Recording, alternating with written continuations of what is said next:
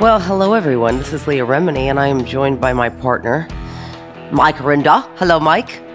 Hi, Leah. It's Good to great be back. with you. I know. You too. And for those of you who don't know who we are and why we're partnered up again, Mike and I did a show for A&E, a documentary series on the abuses, exposing the abuses of Scientology. And we did that for 3 seasons, and we ended that series, and obviously the conversation needs to continue, and continue in a different way. And I know, Mike, one time you said to me, like, it'd just be great if we could talk. So the series is called Fair Game, and we should discuss, Mike, why don't you discuss what fair game is from your perspective, being that you were head of the department that executed the activities that follow under the policies and directives of fair game. What is fair game? Right. Fair game's a term in Scientology that is used to describe, or was used to describe, the taking care of, and that's the euphemistic term, threats and enemies of Scientology. What it really is a series of writings and policies, directives by L. Ron Hubbard that lay out how you go about destroying someone who is an enemy of Scientology. And an enemy of Scientology is anybody who speaks out about Scientology in a way that is not authorized by Scientology, or seeks to expose the abuses that are ongoing, or to control in any way, shape, or form the activities of Scientology, such as the government or the FBI or any other law enforcement agency. So your mother, whose child you have not seen, who's in Scientology, in the Sea Org, you haven't seen them or heard from them.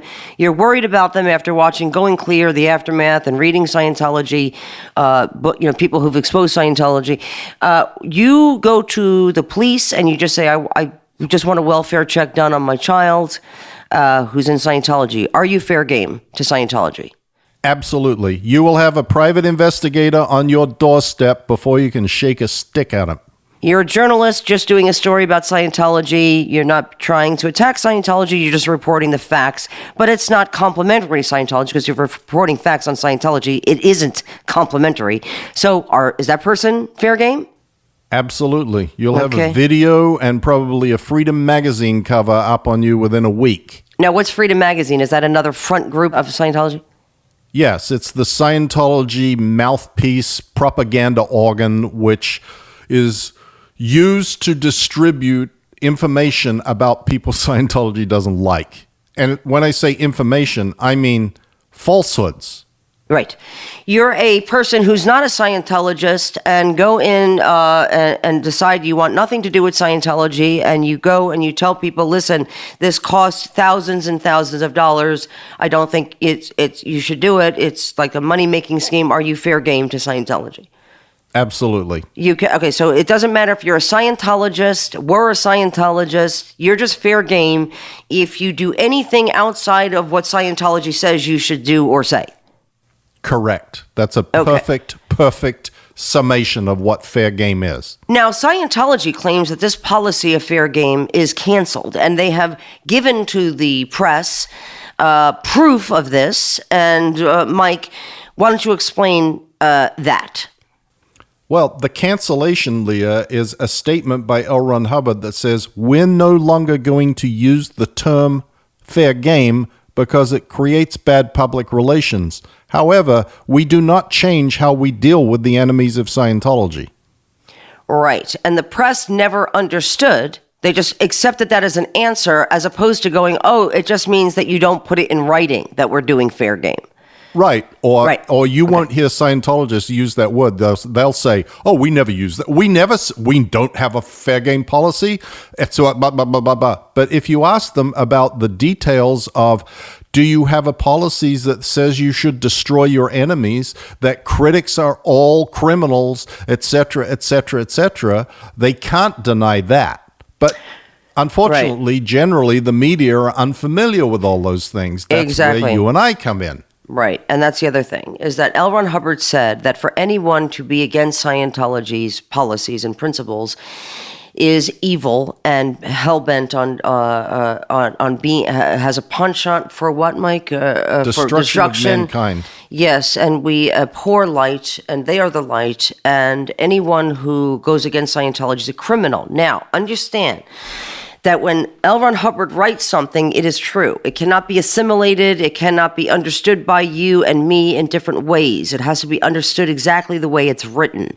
All Scientologists are mandated to read policies, and we all know the same thing. So we all read the same thing, except confidential Sea Org directives, like Mike is talking about, the Fair Game directives. Parishioners are not exactly privy to those things, but were all indoctrinated to believe that anyone who speaks out against Scientology, whether it's true or not, is a criminal. So, Scientology and Scientologists have to make that true. Understand that what you are going to see from Scientology and Scientologists alike, all these celebrity Scientologists, they all have to make the person who's speaking out to be evil and or a criminal. So they have to believe that. So in moving forward, we could just look forward to lots of, well, you should look at the person talking and all that, right, Mike? Yep, absolutely. Find out for yourself. And listen, Scientologists, people have found out for themselves. I know you don't have a new line because L. Ron Hubbard's dead and he's not coming back, which is what you believe. So they have to follow the same shit, Mike. They can't even come up with a new line because it's not what L. Ron Hubbard said.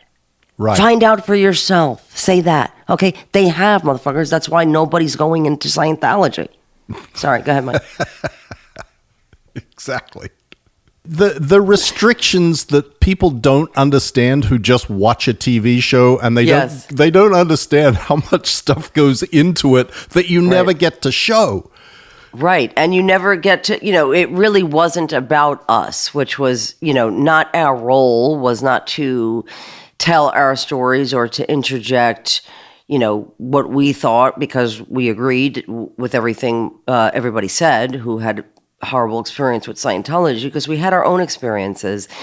But we were doing this program as to give a voice to those who really didn't have one, because when we started the show, all that was really being talked about was Scientology, and as far as Scientology abuses is concerned, is online.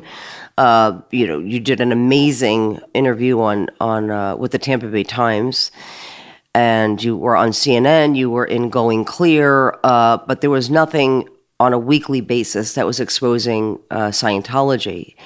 And so we were very happy to do the program. And you're right, Leah. We felt the conversation needed to continue in a different way. Well, hang on, Mike. We just couldn't continue to sit there and listen to horrific story after horrific story without doing something. And the aftermath served its purpose in that it went from people thinking it's an innocuous cult, Tom Cruise, he's a wacky guy, jumping on a couch, to, holy shit, this is a dangerous, vile cult. Right. And also, I think, Leah, very importantly, people recognize it could be me.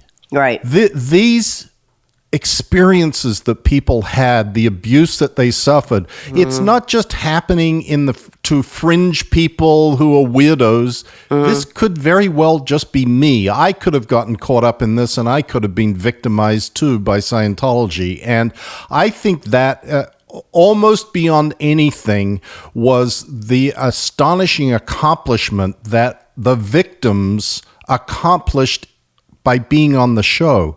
They showed that they are just normal, real, likable, genuine people who got got mistreated and abused. Right.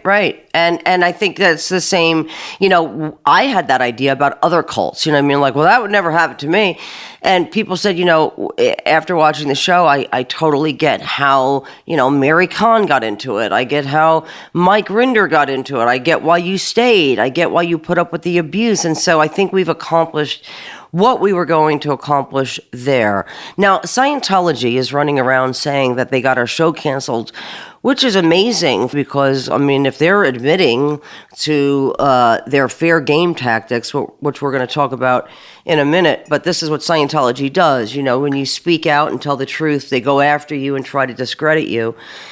And amongst other things, like destroying your life and your family. But Ed Parkin, who, by the way, I'm excited to have this podcast because people like Ed Parkin, who is an employee of Scientology, he works for Scientology, he's a Sea Org member, which means he lives communally with other Sea Org members. Scientology pays for this man's life. He does not have any outside life other than Scientology business.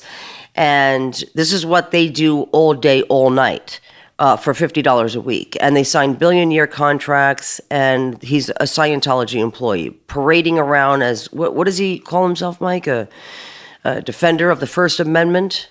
Yeah. An upholder of human rights, a champion of the First Amendment, whatever. Right. And what's so funny about him and all of Scientology's front groups, which we should dedicate a show to, by the way, yes. The front groups of Scientology that infiltrate real charitable organizations who really do work to protect the First Amendment.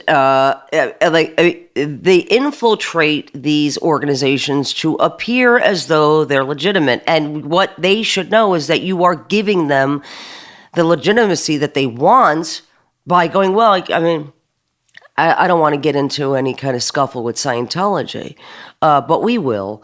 We'll continue to do the work and expose it and allow, these pussies to get away with what they're doing. But Ed Parkin has a special place in my heart because he is so creepy. He's just so creepy, and he shows up.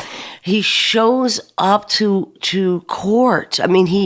He was at Valerie Haney's court appearance hearing. Sorry, he was taking notes. He was taking notes. He showed up to something having to do with the Danny Masterson case. This is just what he does, and this is what Scientology does as part of their fair game tactics. Now, Ed Parkin's running around on Twitter and social media going, we got Mike and Leah and this show off the air. And, Ed, keep it coming because the lawsuit will be huge that you are responsible for. You're claiming responsibility for getting me and Mike fired off of our program. Is that right, Mike? Yeah, that's exactly right. He's not the only one. The only reason I bring up creepy Eddie Parkin is because from the Stan League is because recently Danny Masterson has been charged with 3 counts of rape, correct? Yes, and absolutely. He will be arraigned on September 18th. So we'll be following that, of course, and talking about that. But what we want to talk about is that's happened since the show, since we wrapped the aftermath, and people always ask, like, what's going on? Are you guys still working? Mike and I are always working. There's a group of us. And it's not just me and Mike. I could give you a list of people who have been fighting to expose Scientology many years before me and Mike and are still doing it. And so we all continue to join forces to we've met with the FBI. We've met with police departments. We're talking to further victims. We're putting those people in touch with the authorities. We continue to try to connect the dots and provide law enforcement with any information they need on how Scientology will try to evade criminal charges against them. But they've been doing that for decades. So since then, Mike, we're all being fair gamed constantly. the people who are coming forward who have lawsuits against Scientology are being fair gamed as we speak. Law enforcement is well aware of it, and we just continue we'll just continue to bring that to you. Yeah, absolutely. And Leah, I think that's something that we now have that we have never had before, which is an outlet that allows us to talk about what's going on right now. Right. What's just happened, how to interpret things that are going on, because Scientology hasn't stopped their abuses. Right. They just carry on as if nothing ever happened. Right. So they need to continue to be exposed, and we now have an opportunity to be able to do that in a much more in-depth fashion than we have ever done it before. Right. Whatever it's going to take to be able to get the whole story out that we've never been able to tell before. Right, because we spoke to the 3 alleged victims of Danny Masterson 4 years ago. And we did a finale where we spoke to one that we had previously spoken to, Chrissy Bixler, and then a new victim came forward, Bobette. And she was not a Scientologist, and that was in the finale. Something needs to be done about Scientology and the obstruction of justice, and that these women came forward and they told the Church of Scientology, and the Church of Scientology had this information, not only these victims, but countless, Mike, countless amount of victims in their folders. And I wanted you to talk about a little bit about the folders, Mike, and the process of what happens when something like this happens, where let's take somebody who was molested or raped in Scientology as a child or just as a young man or woman. What happens from your position of being the head of the Office of Special Affairs who deals with this internally in Scientology? What happens? The first thing that happens, Leah, is that everybody who knows anything about it is rounded up and everybody else is told to shut up. If a report comes in that there has been a case of child sexual abuse, then the perpetrator of the abuse, the victim of the abuse, and anybody else who may have known anything about it are all rounded up by the Office of Special Affairs and corralled and cut off from the rest of the Scientology world in order to be able to control the message and control the information that may get out to law enforcement or the media. The next thing that happens is that the people who have been victimized, the victims, are interrogated. And as you know, and as we've explained in slightly, but not in great detail, the concept in Scientology is that whatever happens to you is a result of your own misdeeds. Right. So, for example, if I go to my Scientology counselor and I say, listen, I was just molested by another Scientologist. They put me on the meter, on the Scientology lie detector, and they say, okay, so what did you do to receive that? What did you do? And you're like, well, I can't rape anybody. I don't have a penis. I really can't insert something into another. So I haven't. Well, have you done anything similar?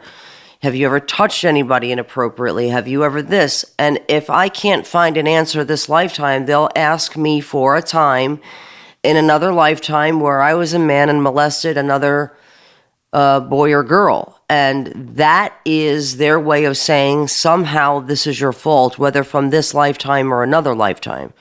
And you're supposed to go, oh, I see. So it was my fault. I received this action because I did it to another person.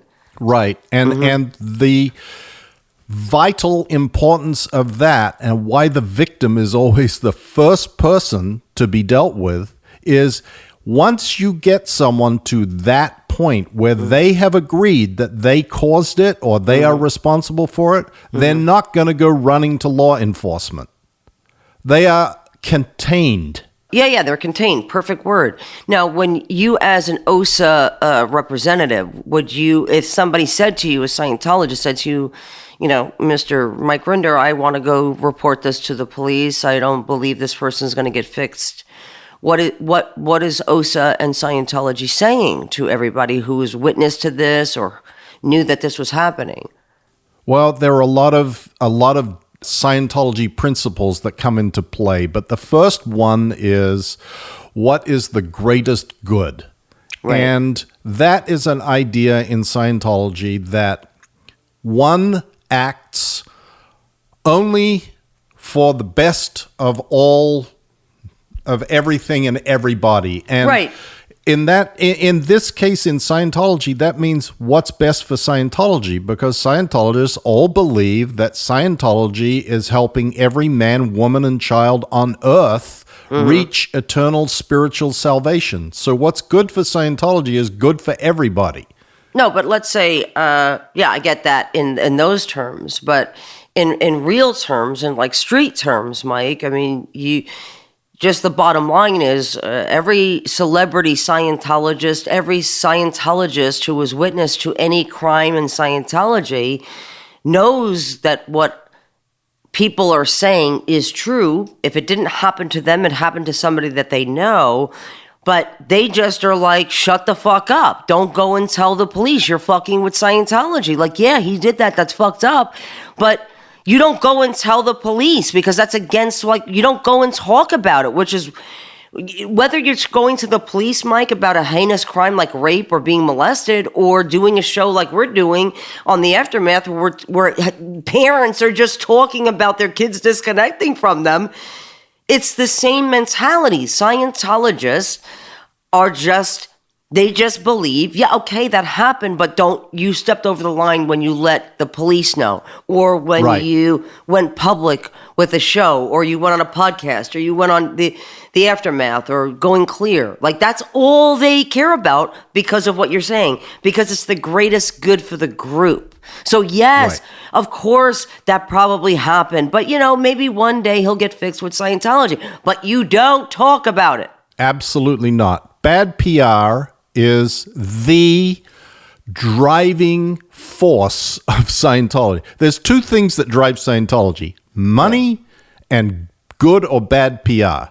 When it comes to matters of crimes or abuses or whatever, that is all related to good PR for Scientology or bad PR for Scientology. Is there going to be bad media? Is this going to reflect badly on their image, etc., etc.? And also, Mike, on top of the Danny Masterson, the district attorney's office filing charges against Danny Masterson, there's also another civil suit going about Scientology fair gaming the victims. Right, and covering up and working to obstruct justice. But Mike, frankly. Isn't that what you did all day, all night as a person who worked for OSA? I mean, tell me, Mike, or tell our audience, isn't this what you did with Lisa McPherson, with the IRS, with every crime that's happened in Scientology? You destroy evidence. Talk about that, Mike. Absolutely. There is nothing that is outside the realm of what can be done when it comes to protecting Scientology from criminal prosecution or bad public relations or whatever is deemed this is not acceptable. So as soon as it's decided that either you're an enemy or this is unacceptable or we don't want this in the press or we don't want this going to law enforcement, there is no holds barred, Leah. Materials get destroyed. Evidence gets destroyed. Witnesses get disappeared. They get sent. Like, if there is a witness to a crime and there appears that perhaps law enforcement is going to show up to subpoena or start talking to that witness, they're gone to Denmark or Australia. But Mike, why don't you give us an example, a real example where there was something going on and you said, okay, here's what we're doing. Get the folders, everybody, and who heard about it, get her off to Sweden. I mean, why don't you give us a real example? Well, the probably the best example is the Lisa McPherson case. Okay, so The Lisa person McPherson who was a Scientologist, young woman in Clearwater, Florida. Right. And the people who knew and had information about what had happened to Lisa McPherson and how she died were rounded up immediately. Mm-hmm. Evidence that was contained in her pre-clear file, which is the folder that Scientology keeps on every individual of all of the counseling procedures that they go through and everything that they have to say. And Mike, that's an important point. Every Scientologist has a Scientology folder, and we keep saying this to law enforcement. If you ever wanted to catch Scientology for what they've been doing to people for 5 decades, you would only need to do what you did in 1977, FBI, which was raid Scientology, and there you found their crimes in writing, because here's the good news. There's a policy that L. Ron Hubbard wrote that said everything must be in writing. And you couldn't ask. It's a gold mine of crimes. And those who hid it, those who knew about it, the obstruction of it, Mike, drives me insane. As you can hear in my voice, it drives me insane when we're asked over and over, and so has everybody else who left Scientology, what can we do? We say the same thing. Raid the files. It's all there in the folders, everybody. Every crime Scientology has ever committed is in the folders that they're not allowed to get rid of, only in moments of like this, Mike, but they would get caught because the policy on how to write things down in someone's folder is very specific. So if you see page 1 and you don't see page 3, you could say, well, where's fucking page 3? Well, I guess now you're under arrest for obstructing justice. So you are told by whom to destroy evidence in people's folders? Well, actually, it was Marty Rathbun who was told by David Miscavige the leader to do this in coordination with a lawyer at the time who was the in-house lawyer for Scientology. But those materials were literally shredded. The witnesses who had been in contact with Lisa McPherson, most of whom were maids that were in the hotel at the Fort Harrison Hotel, which is the Scientology headquarters in Clearwater, and had no medical license. They had no business taking care of somebody who was sick and needing medical attention. They didn't even know how to clean rooms. They were just women, literally. There were 5 of them, I think, women from Central and South America who had been brought in on illegal religious worker visas and had ended up being room cleaners who were given the responsibility of watching over this woman before she died. Right. Those women went back to their homes in South America or Central America or wherever they came from before but Mike, the police could interview them. Just want to correct you. They didn't go home. They were sent home by Scientology to avoid being questioned by the police because they were somewhat responsible for the death of Lisa McPherson under the direction of David Miscavige and Flag Land Base employees, Sea Org members, right? Right. Okay. So, and this is usual. There are people who, there is testimony, Leah. Yes, I was going to say that. There's testimony about destruction of evidence from Vicky Azenran, from Jesse Prince, from Marty Rathbun, all former senior officials of David Miscavige's organization, Religious Technology Center. I know for a fact that when the IRS was investigating Scientology, there were very senior Scientology officials, Mark Ingber, Fran Harris, and some others, who were whisked off to Denmark to get out of the IRS jurisdiction so they couldn't be subpoenaed or questioned by the IRS about what was going on with the finances of Scientology.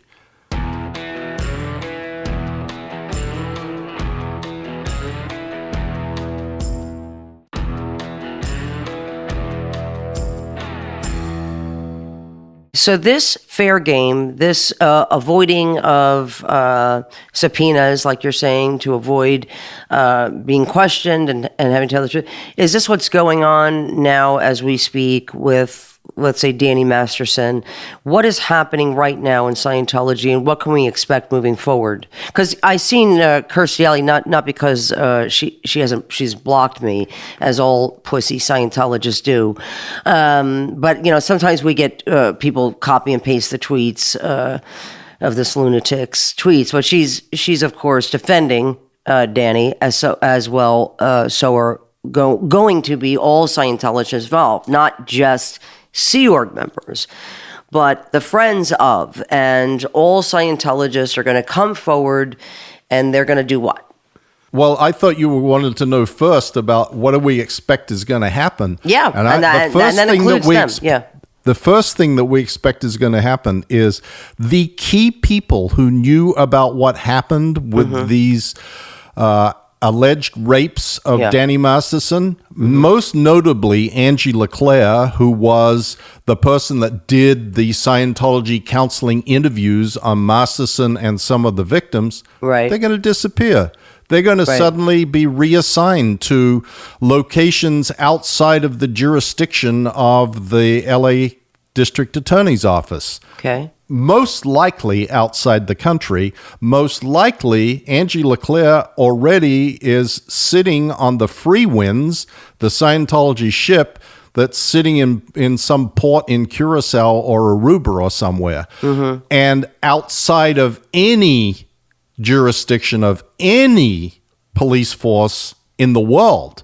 Interesting, because you know what's interesting about Mike? Like, I would say, okay, well, I know Angie, right? Angie, I knew very well, because Angie was my counselor in Scientology when I was in Scientology. I have a picture of Angie.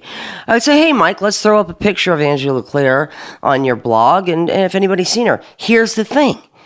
You're not going to see Angie, because like you said, they put her on a freaking ship with Scientologists and Sea Org members, and she will not be allowed to leave that ship. So we'll never see Angie again.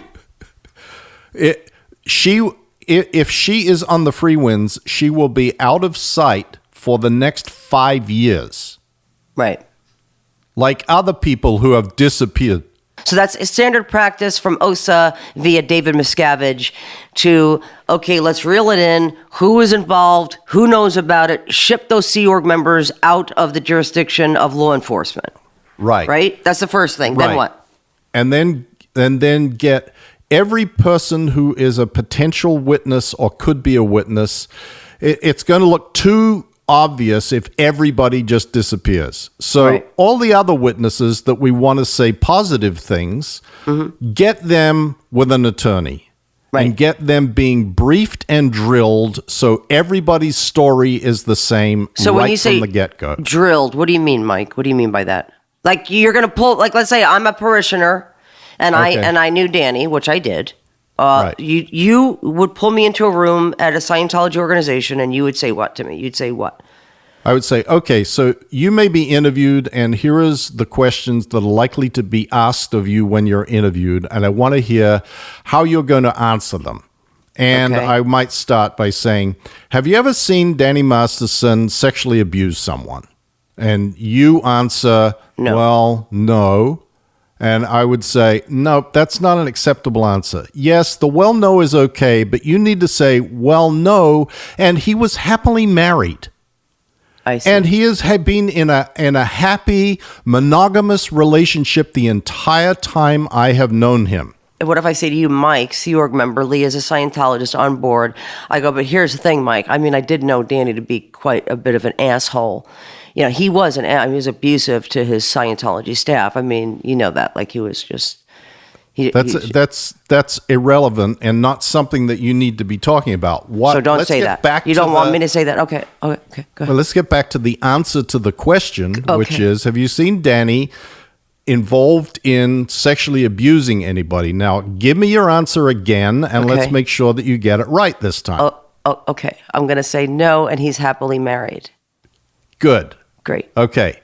So I'm going to spring that one on you again, like a couple of minutes down the road after we talked about some other things, and see if you can still answer it the right way. Like, you're scaring me already, Mike. I'm already feeling very, very I'm feeling very scared.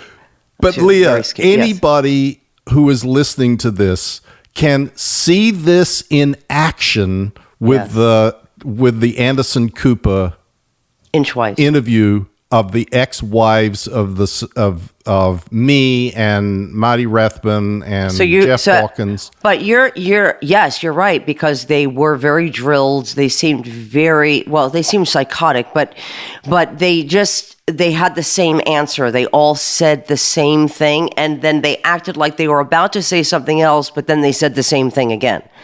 And that you're saying is coming from being locked in a room with somebody like you. And Mike, you know, I have to say, like, you just even doing that little bit of a reenactment, like you were not even being the Mike Rinder that you're supposed to be, right? But I was already feeling like I was back in Scientology, the way you were talking to me. It was like when we were sitting down ready for John Sweeney.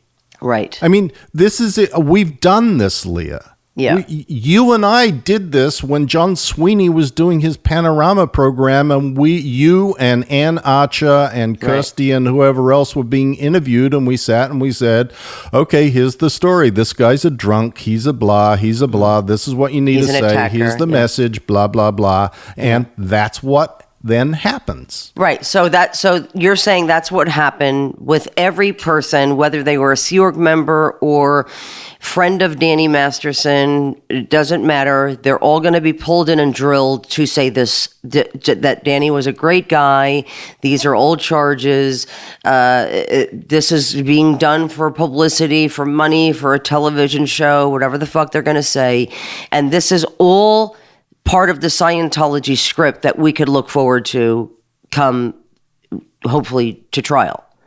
Yes. And we will see this, unless, of course, Danny Masterson decides to tell the truth, in which case and by the way, hell will break loose. And Scientology, by the way, because Scientology knows that it's true. They're not going to decide to tell the truth, Leah. They will never decide to tell the truth. It could go that Danny Masterson decides to tell the truth and explain as a sort of a way out. This is what happened. Here's what Scientology told me. This is how they said this was going to be handled, blah, blah, blah, blah, blah. In which case, if he turns on them, he will get dumped on.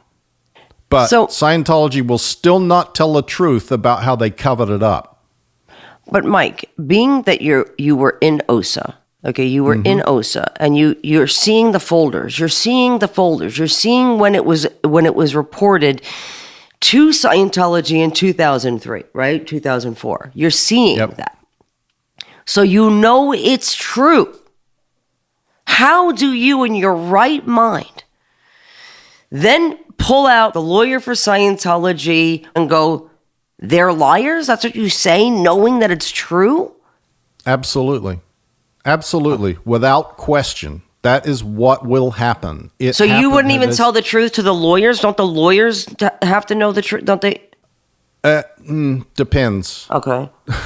It depends. That's a decision that has to be made on a case-by-case basis. So no one in the room of the Church of Scientology will go, guys, this is not okay. Like, we're lying. L. Ron Hubbard says, tell the truth. Doesn't he somewhere? I mean, anywhere, God, like, when it's convenient. Right, but you know what I'm saying? So there's not one moment of, why are we going to go this far when we know it's true? Why not give Danny up and save themselves? Because if they give Danny up, they're afraid that Danny will turn on them, and then they will not save themselves, because then the entire conspiracy that has gone on of covering up the evidence and keeping the witnesses away from telling the truth and persuading them not to tell the truth and intimidating and threatening them will all come out. And that is Scientology's worst nightmare. And by the way, everybody, you should know that this is what's been going on since the victims, survivors came forward. Scientology has been fair gaming them consistently for 4 years, and it's still happening today. You might be like, well, how could they be doing that? Well, it happens, and then they report it to the proper authorities. So that's all that they can do. I mean, Scientology has a way of towing the line when it comes to intimidation and the law, right? They know it very well, and they know when they can cross it and when they can't. And so having people stalk you and go through your garbage, unfortunately, is not illegal when certain lines haven't been crossed. For example, in California, it has to be the same person 3 times to be considered stalking. So, and then that varies from state to state. So that's what we can expect going forward is more fair game.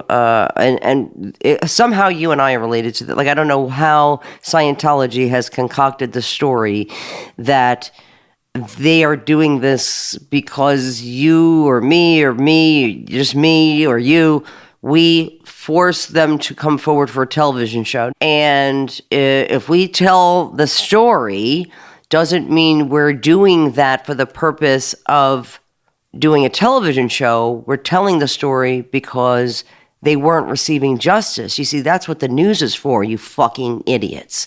That's what documentaries are for, you schmucks. Like, no, if we didn't have documentary series, if we didn't have documentaries, if we didn't have the news, if we didn't have iPhones, if we didn't, a lot of issues would not be known about. So for Scientology to continue to use this line, and like, by the way, like there's any money really in documentary, like making document, what am I trying to say? Documentary filmmaking. Like there's not a whole lot of money. Not the most lucrative business. Not the most lucrative business. Correct. And by the way, when you do make money, it's a lot of fucking work for a small amount of money. I can make more money in one fucking day doing acting, selling douches or tampons than in the whole fucking 3 seasons of The Aftermath. Yeah. Well, you know, that's what Scientology does. Right. They say that everybody is doing it because they have an axe to grind, because they want to make money, because they want their 15 minutes of fame, because like they've got reasons for everything except they're abusing people. Right. That never comes up. They never say, well, the reason we're all this stuff appearing in the media is because we're doing bad stuff.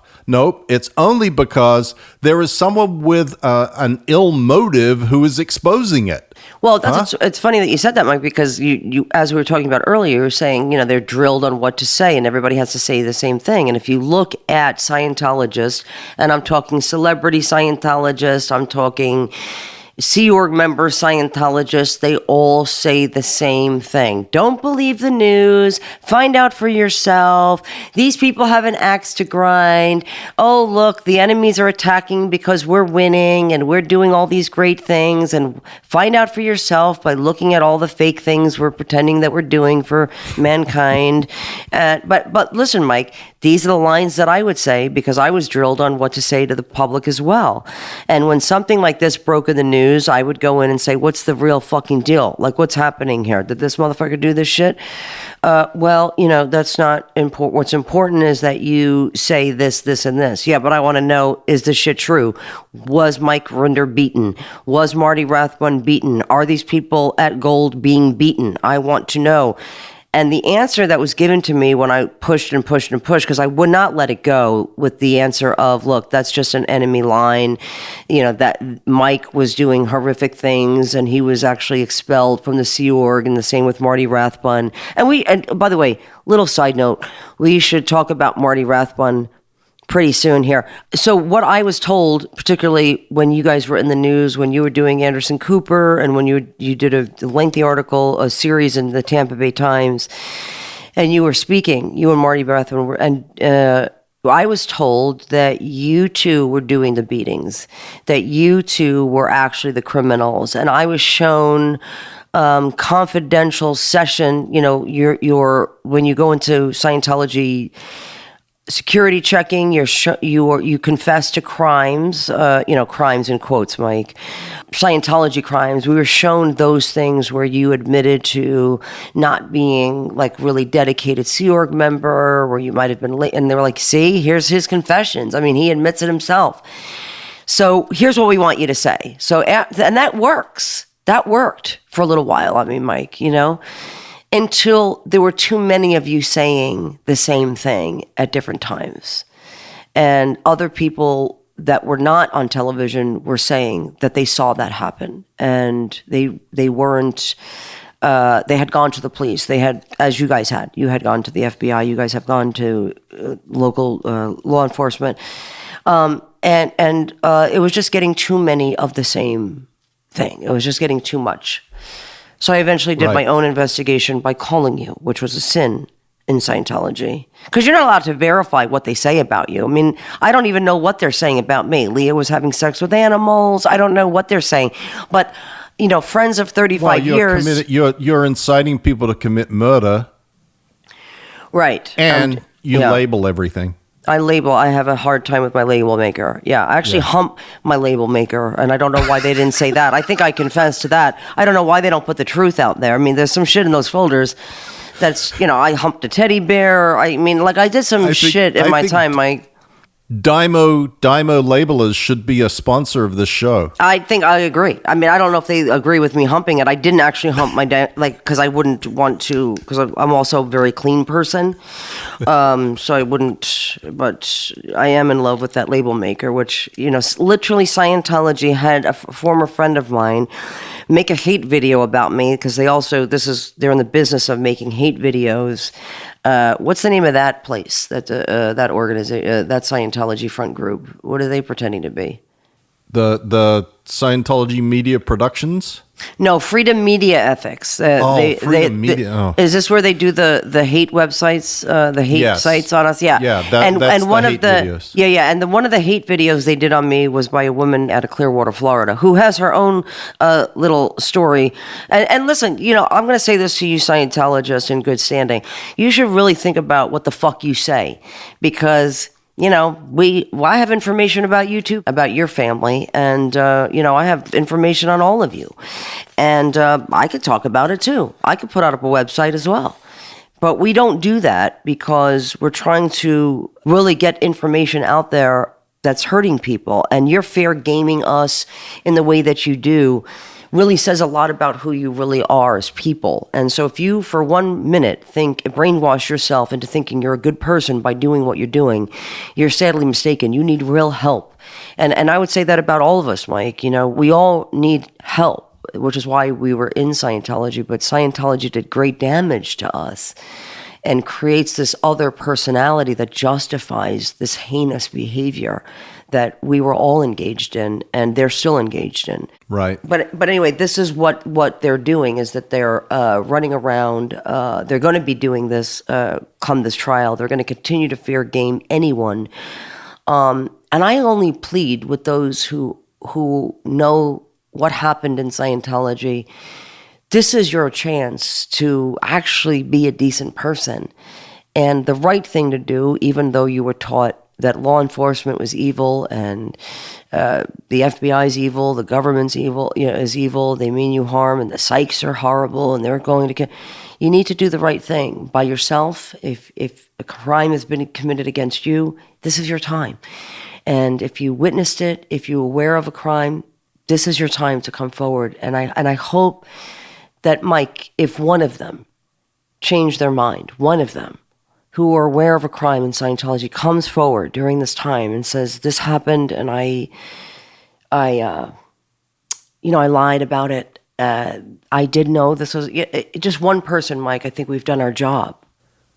Absolutely, Leah. And I also beseech these people that they are not just coming forward or talking for the sake of helping to prosecute someone, but to protect people in the future. one of the things that strikes me always, like I watched Athlete A the other night on Netflix about the women's gymnastics, and the Epstein thing and R. Kelly and all of these exposés that have happened, and the people who have had the courage to step forward almost uniformly have said that the reason that they're doing so is because they don't want anybody else to suffer like they had to suffer. Right. And I think that is truly a motivation that even a Scientologist can get behind. Right. Yeah, and the other thing too, Mike, is an important note about the Danny Masterson story is that victim A and B did not know about each other. And the reason why they decided to come forward after so many years when they had already, when it happened, is because of that reason. Why I had no idea. I thought I was the only one. Right. And then to find out that there were victims after them, they felt they had a responsibility to do something about it. So really, that is why this went forward. That's why we decided to tell their story, because we felt that something needed to be done about it to avoid more victims, this happening to other people.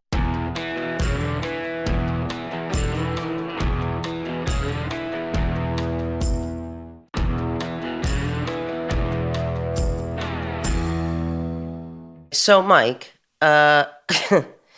Scientology, I mean, we always say, like, wow, we would just love to stop being shocked. I don't even know what to tweet anymore. Like I literally have taken to like going, don't have the words. Wow. When you think Scientology can't sink to a new low. Wow. Now, I don't even know what to say anymore. But I know. Scientology, they had the fucking balls, Mike, to take out 3 fucking PPP loans. I know. I mean, the outrage is on levels of insanity. Leah, you realize that Scientology claims whenever anybody seeks to force them to take responsibility for their employees, that they're not employees, that they are volunteers. So they can't have it both ways. Is anybody watching? Anybody listening? Papa, right. Can you hear me? Anybody? So I don't mean to make a fucking joke, but you know what? When people ask me, why are you so emotional? Like when I go to a freaking grocery store, this is why. This is why, Mike. Yeah. This is why when Angelo asks me where the freaking forks are in my house, I want to smother him with a pillow. Because I deal with this shit every day. And I'm like, is there a hidden camera somewhere? Does nobody watch what's going on? You're absolutely right, Mike. They say, well, they're not our employees when it works for them. But right. They had the audacity, while small businesses are going out of business, while people can't eat, this $3 billion for-profit cult had the balls to take out 3 PPP loans during a pandemic. Yeah, and let's add to that, Leah. Yeah. They told the IRS they are absolutely not a business. You know where these loans come from? The Small Business Administration. This is a loan from the Small Business Administration to assist businesses. Who can we call, Mike? Who can we call out? I don't know. Like when people are getting slapped in the face by this stuff, like where do you go that the point hasn't already been made? I don't get it. I don't get why like nobody seems to notice, or like it's not like a big deal. It's just, oh, Scientology up to their usual old tricks here. And you're not a church. You don't do anything charitable. You don't give millions of dollars away. You don't feed the homeless. You don't feed the needy. You don't do shit for anybody except yourselves. And that's just not my opinion. I wish it were. I wish I could go to sleep at night going, Leah, you might have just exaggerated. You were a little I wish that I was exaggerating. These people do nothing that a church with tax exemption does. They don't pay taxes, but they don't do anything but amass $3 billion, and they use their money to stalk, harass, sue. This is where they're spending millions of dollars in abusing people. And not only that, Scientologists are told that they need to give more money to Scientology so that Scientology can survive through catastrophes and cataclysmic events and the downturn of the economy, etc., etc. And when it happens, they don't spend their own money. They go suck it out of the government. The same government that gave them tax exemption because they represented that they weren't a business. The same government that allows them not to pay minimum wage or social security taxes or whatever because they don't have any employees. They just have volunteers. This is complete bullshit. Mike, what can people do? Can they call the IRS? Can they write the IRS? What can people... What?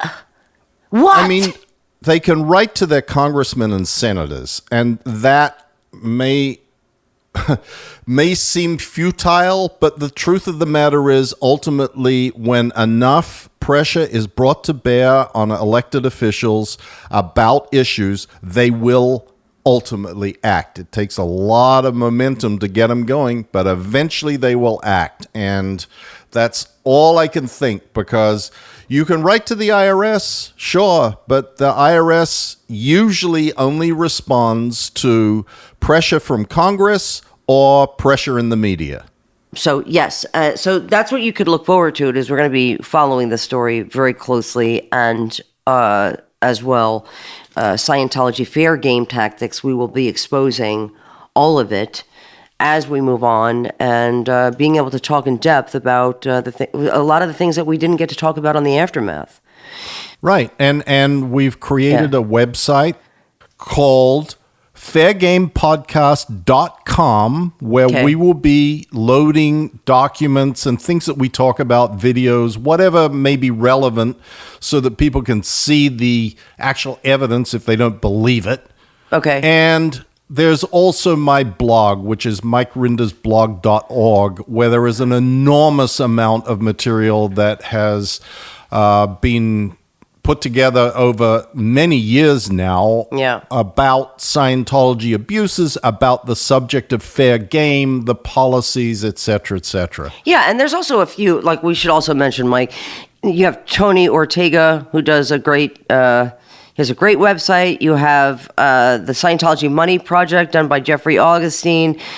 Any others that I'm missing? Critical Thinking by Chris Shelton. Exactly. And there's just a group of these like powerhouses that have continued to expose Scientology correctly and accurately. Right. Yeah. Okay. Guys, thank you. Yeah. We're a mess. We got to get our shit together, Mike. If we plan on doing this seriously, Mike, we got to get better at this. I bet you Yes, ma'am. Okay, good. Anyway, this is our first episode, Leah. You're right. Please hang in there with us, guys. And I don't even know if I have a dynamic voice to be doing a podcast. But yeah, quite honestly, do you know when people call the house, Mike, they go, "Hello, sir." What is it? I just go with it. Or people call me on my cell. They go, "Angelo." I go, "No, Jimmy, it's Leah." So phone sex is definitely out. But I don't know how I sound on this podcast, and I apologize, because I think, people need to see my face with this horrific voice of mine. But I'll settle for the voice. I don't think your voice is horrific. You're just used to it. At least you talk quickly, not like me. Yeah, you do have like these pregnant pauses. Like, it's like really, I get pauses. Pauses. I don't know. Anyway, you guys, Listen, we want to hear from you. Like, let us know what you want us to talk about. I mean, we always have a lot to talk about with Scientology. There's just no shortage of things to talk about. And listen, going forward, we're going to be talking to people that you have seen on the Aftermath, but we also have to. We're revisiting people too that we've talked to in the past, only because they didn't get to tell a certain part of their story on the Aftermath. So don't think we're repeating episodes you're on gonna you. Hear all new stuff. Like even if it's old people, you're going to hear new stuff. No Exactly. question about Old people. That's what we should call it. Old people, new stuff. There you go. At least I'm the old people. You can be the new stuff. Well, I don't know. I might get a boob job just so that I can say I'm the new stuff. But but having a podcast, I don't need to. I don't even need to get dressed. I don't even know why I'm sitting here in makeup and hair and a cute outfit. Well, because we get to see you. Yeah, true. Maybe we'll show these one day. Isn't that good enough? Maybe we'll show these one day. Maybe. Yeah, maybe we will. All right. Anyway, you guys, thank you for tuning in and thank you for your support.